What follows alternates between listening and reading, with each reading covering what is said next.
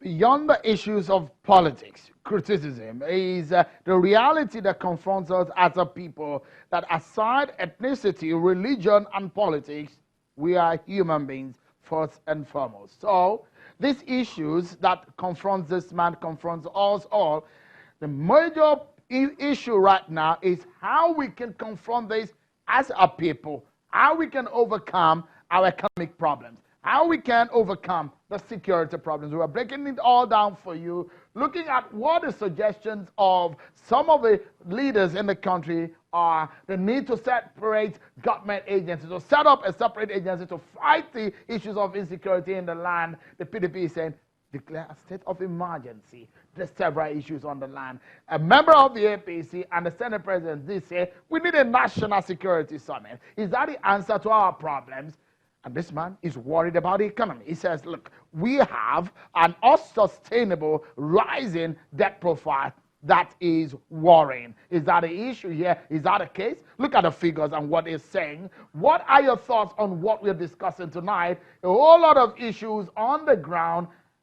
Nigeria, where are we and where are we headed? The president is also looking to form a cabinet, but he's not been able to do that for almost over 50 days now. He said, I'm very much aware about it, and I'm under tremendous pressure on it. So 51 days and counting. A lot of people say, the cabinet that he forms will be pivotal to the performance of his administration. My partner tonight, Senator Shehu Sani, a former lawmaker in the Senate, and Mr. Daniel Bwala, also wanted to be in the Senate, the member of the APC and a lawyer. Thank you so much, gentlemen, for coming on tonight. Let me allow you to land on your thoughts. These are trouble. This president has not been able to form a cabinet. The issues of the economy is there. The issue of security is there. Should we have waited this long to find a president who will set up a cabinet for about 6 months after he was sworn in the last time? He spent about 51 days again not setting up a cabinet. So here is the problem with your counting. In my view, it is not 51 days. You start counting from when the National Assembly was duly constituted. I mean, principal officers were elected. It's from that day you start counting. But the number of days is neither here nor there. I believe that the president is careful about the kind of people he will bring to government. But that is not to say that one needs to take a longer time.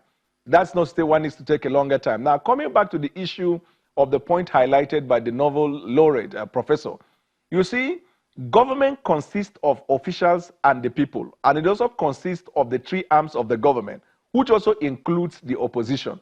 So when you say government, you are saying we, the people, if you look at the constitution. And if you say it's the problems are so many that this government cannot resolve or cannot provide solution, you are saying that we have a problem that as a people and as a nation, we are incapable of solving. Calling for security summit is not a bad idea. But my point is, when they gather in the security summit, what are they going to do?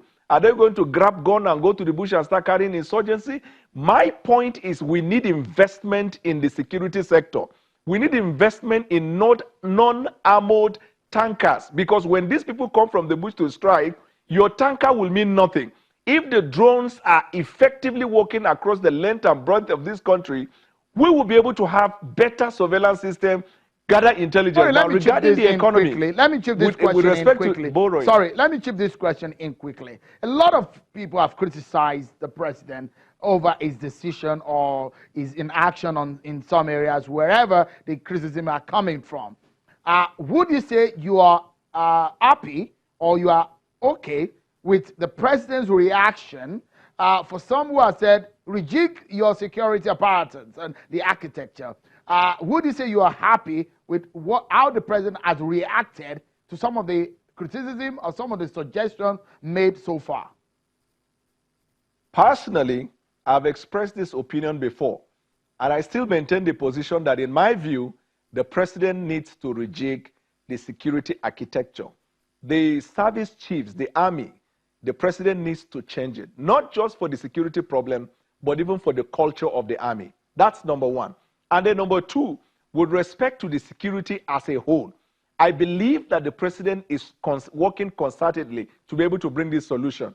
With respect to the decisions of the president, the sum total of a leader is the body of information provided to him by his advisors.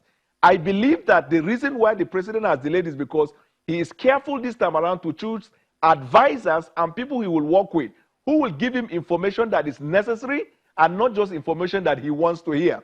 Because most of the times when leaders fail, it is because their advisors give bad advice. When leaders succeed, it's because their advisors give them good advice. Because the president in the first place is not a bricklayer or a foot soldier that will go out to fight. All he needs is to make quality decisions as a leader, and then its structures on ground will be able to carry out the leadership responsibility. Allow Senator Shehu Sani to come in here. Senator Shehu Sani, I remember that when you were in the Senate, there was a security summit that was organized by the National Assembly. There are now suggestions as to setting up of a security summit coming from the National Assembly. Well, Professor Wole Soyinka has also meted that idea. The president, on one hand, has not set up his cabinet. Are you worried about how things are going, vis-a-vis the fact that we need to set up a security summit also? First of all, let me make clarification. I am 100% in support of the position of Professor Wole Soyinka. And I think in order to break down what he has said is that the president doesn't have a magic wand, and there is no monopoly of knowledge on the side of the government in tackling the problem. And if you say that the security of the country is a collective responsibility, then you can address it from a partisan, parochial, and individual or a clannish perspective. You need to expand it. People from other political parties, other political tendencies and thinking could be of very use to the president in reconstituting any forum or initiative or whatever in terms of tackling the problems of the country. And secondly, on the issue of the summit that was proposed by the Senate, I think it's just a complete waste of time. There has been summits after summits organized by the executive and even the one which the Senate, the Senate organized last year, and all has not produced any result. So I think if we are serious about tackling the problems of security in this country, we must move frontally. The use of technology is very important and of primary at this very time. We also need to reject the security architecture of the country. We need to have more coordination and focus on the side of security agencies as they are today. And also we need to understand clearly that if this country is to survive, we must end these killings. Government, as it is today, has been unable to address the problem of security in this country. And the president should be able to stretch his hand to whoever will be of use to him about his cabinet. I think, in view of what has happened in the last 4 years, we should give him the grace to elect or to appoint people whom, according to him, he knows. If a minister fails, and he couldn't perform. All right. Nobody blames the party or the governor that submitted his name. Senator, we need to go now. But let me allow Mr. Bwala, just in 30 seconds, we need to close now. Your final word, Mr. Bwala. The role of everyone in the fight against insecurity, for example, the National Assembly, Section 4 says they are to make laws for peace, order, and good government. Everywhere in the world, where something like that happens, the legislators make laws.